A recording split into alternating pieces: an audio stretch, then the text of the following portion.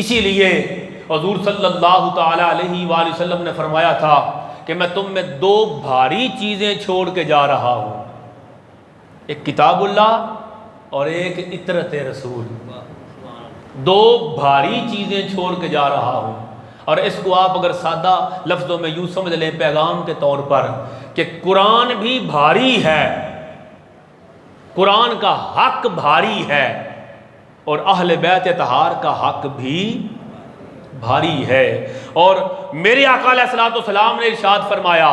یہ قرآن اور اہل بیت اطہار ان کا حال یہ ہے کہ لن یتفرقا حتی یرد علی الحوض، کہا ان کا حال یہ ہے کہ یہ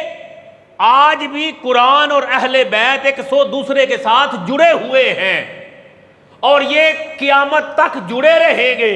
پھر قیامت قائم ہو جائے گی، پھر حوض کوثر قائم ہوگا، پھر مصطفیٰ اس پہ کھڑے ہوں گے۔ میرے آقا فرماتے ہیں یہ جو اہل بیت اور قرآن آج ایک دوسرے سے جڑے ہوئے ہیں، یہ یوں جڑے رہیں گے کہ حوض کوثر پر بھی جب آئیں گے قرآن اہل بیت سے جڑا ہوگا اور اہل بیت قرآن سے جڑا ہوگا۔ اور اس کا ثبوت امام علی مقام نے دیا کہ جب آپ کا سر تن سے جدا کر دیا گیا، جب دھڑے حسین کربلا کے اندر تھا اور سر حسین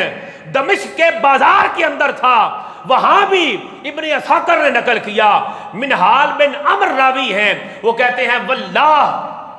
میں نے اپنے سر کی آنکھوں سے دیکھا کہ سر حسین کو لوگ نیزے پہ چڑھا کے دمشق کے بازار میں لیے پھرتے ہیں۔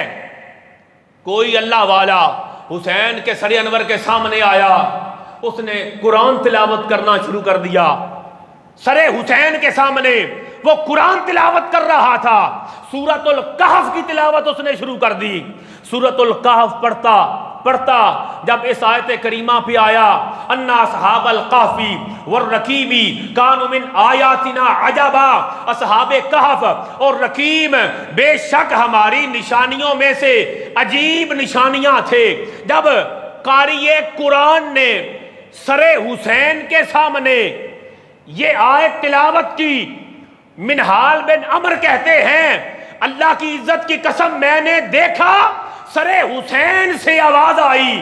اللہ نے حسین کے سر کو قوت گویائی عطا فرمائی، اور امام علی مقام کے سر سے آواز آئی اعجبو من اصحاب الکہف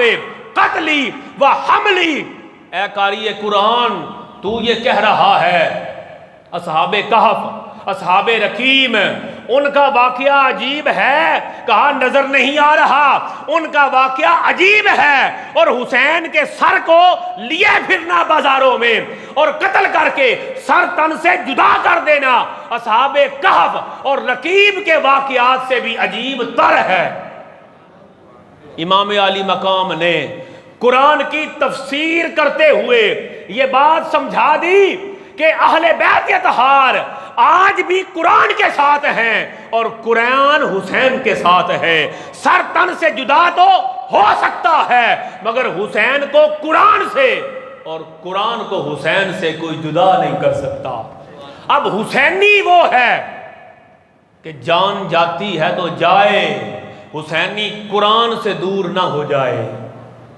شہادت امام علی کا پیغام یہ ہے، امام علی مقام کی شہادت کا پیغام یہ ہے کہ سر سجدے میں رکھ کے آپ جامع شہادت نوش کرتے ہیں۔ حسینی وہ ہے کہ جان جاتی ہے تو جائے، نماز نہ جائے۔ امام علی مقام نے سر تن سے جدا کر کے